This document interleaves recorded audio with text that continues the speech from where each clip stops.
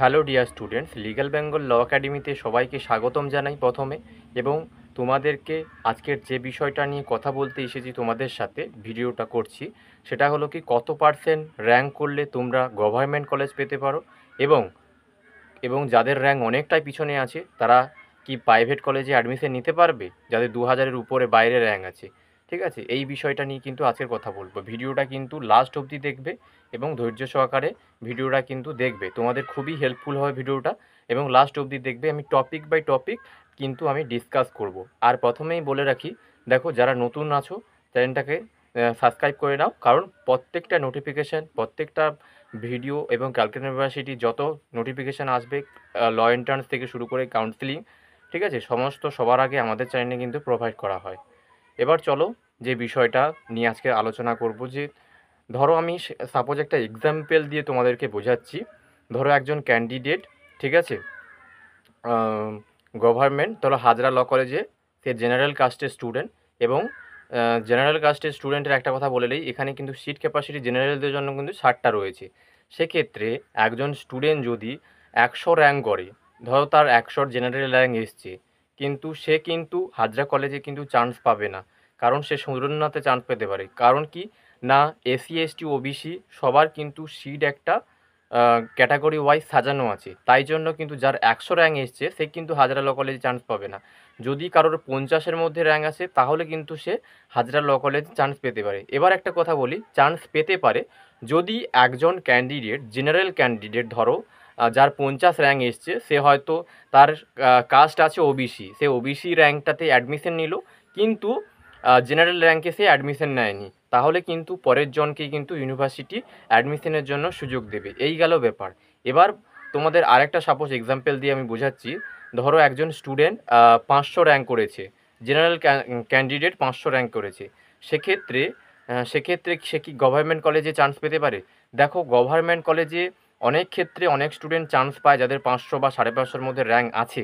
তখনই চান্স পাবে যখনই কোনো ক্যান্ডিডেট এসসি বা এসটি ওবিসি, যারা কাস্ট ওয়াইজ, অন্যান্য ক্যাটাগরি ওয়াইজ যখন তারা অ্যাডমিশন নেবে, কিন্তু তারা জেনারেল যে র্যাঙ্কটা আছে সেই অনুযায়ী তারা অ্যাডমিশন না নেয়, তাহলে কিন্তু অ্যাডমিশন পেতে পারো। এবার একটা কথা বলি, যে কত পার্সেন্ট নাম্বার থাকলে স্টুডেন্টরা গভর্নমেন্ট কলেজে চান্স পাবে এবং প্রাইভেট কলেজে চান্স পাবে। দেখো, গভর্নমেন্ট কলেজে চান্স পেতে গেলে তোমাদেরকে ম্যাক্সিমাম যারা 200 থেকে 250-এর মধ্যে র্যাঙ্ক করেছো, তারা কিন্তু জেনারেল কাস্টে, আমি জেনারেলদের কথা বলছি, 200 থেকে 250-এর মধ্যে যারা র্যাঙ্ক করেছো তারাই কিন্তু গভর্নমেন্ট কলেজে চান্স পাবে। ঠিক আছে, এবং যারা, তারপরে বলি আমি এসি যারা রয়েছো, সেটা 300 থেকে 400-এর মধ্যে যারা এসিদের র্যাঙ্ক করেছো, এসি ক্যান্ডিডেট যারা, তারা কিন্তু এসি র্যাঙ্কের মাধ্যমে কিন্তু তোমরা কিন্তু গভর্নমেন্ট কলেজে চান্স পাবে। এবং এসটিদের আরও কম একটু, এসটিদের হয়তো 200 থেকে 250-এর মধ্যে করলে কিন্তু এসিরা কিন্তু চান্স পেয়ে যাবে। এবং আবার যা পিডাব্লিউডি যারা আছে, পিডাব্লিউডি ধরো তাদের 400 থেকে 500-এর মধ্যে, এরকম ক্যাটাগরি ওয়াইজ কিন্তু তোমরা অ্যাডমিশনটা পেতে পারো। এবার বলি যে প্রাইভেট যাদের র্যাঙ্কটা অনেক পিছনে এসছে, ধরো অনেক ক্যান্ডিডেট র্যাঙ্ক, আমাকে অনেকেই কমেন্ট করেছিল যে দাদা আমার 2000-এর কাছে র্যাঙ্ক বা 2000-এর বাইরে র্যাঙ্ক, তাহলে কি আমি প্রাইভেট কলেজে অ্যাডমিশন পেতে পারবো না? আমি তাদেরকে এই ভিডিওটার মাধ্যমে কিন্তু আমি বোঝাতে চাইছি। দেখো, তোমাদের ভিডিওটা কিন্তু অনেকটাই হেল্পফুল হবে। দেখো, তোমাদের যে সিট ক্যাপাসিটি, ধরো টোটাল 12টা কলেজে, প্রাইভেট কলেজ অ্যান্ড গভর্নমেন্ট কলেজে মিলিয়ে টোটাল সিট ক্যাপাসিটি ওই 1500-র মতো, ঠিক আছে, এবং 1500-র আশেপাশেই থাকবে। এবার তোমার যদি 2000-এর উপরে র্যাঙ্ক থাকে, তাহলে তোমার প্রাইভেট কলেজে অ্যাডমিশনের ক্ষেত্রে দেখো, প্রাইভেট কলেজে তুমি অ্যাডমিশন পেতে পারো, তোমাকে কাউন্সেলিংয়ের জন্য ওয়েট করতে হবে।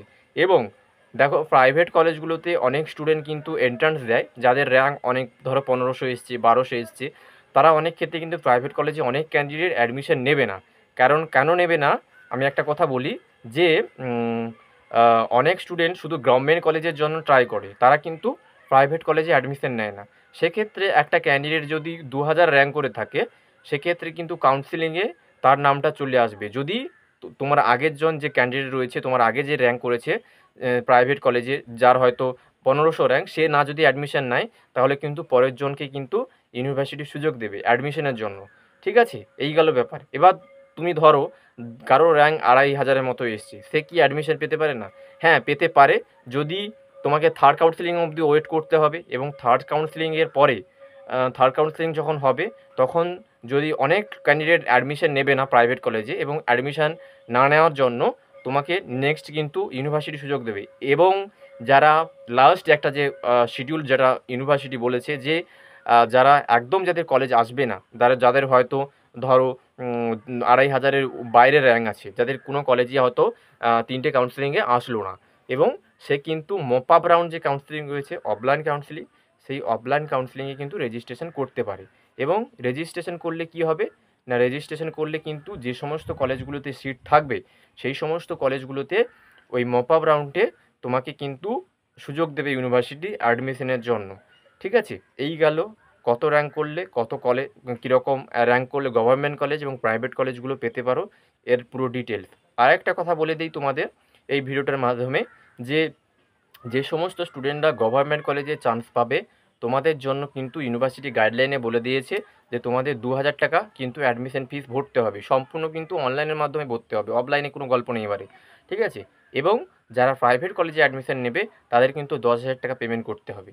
ঠিক আছে, এটা হলো পেমেন্ট মেথড ব্যাপার। এবং এই পেমেন্টটা তখনই করবে যখন কাউন্সেলিংটা হবে, ফার্স্ট কাউন্সেলিংয়ে যখন হবে, তোমার নাম যখন আসবে যে তোমার নামে এই কলেজটা সিলেক্ট হয়েছে, তুমি যদি চাও যে আমি এই কলেজটাতে আমি অ্যাডমিশন নেব, তাহলে কিন্তু তোমাকে ওই কলেজটাতে কিন্তু ওই কলেজে কিন্তু ফিসটা পেমেন্ট করতে হবে। এবং এরপরে তোমাকে কী করতে হবে, তোমার সমস্ত যে সমস্ত ডকুমেন্টসগুলো আছে একটা পিডিএফ করবে, একটা পিডিএফের মধ্যে দিয়ে সেটা সাবমিট করে দিতে হবে। এবং এই হলো, তারপরে কিন্তু ইউনিভার্সিটি তোমাদেরকে যখন ভেরিফিকেশন করার পরে তোমাদের জানিয়ে দেবে যে অ্যাডমিশন প্রসেস কমপ্লিট হয়েছে। এই গেল বিষয়, আমি ছোট করে বিষয়টাকে গুছিয়ে বললাম তোমাদের। এবং কারোর যদি কোশ্চেন থাকে তাহলে কিন্তু কমেন্ট করবে, ঠিক আছে, আমি কিন্তু যথাযথ রিপ্লাই দেওয়ার চেষ্টা করব।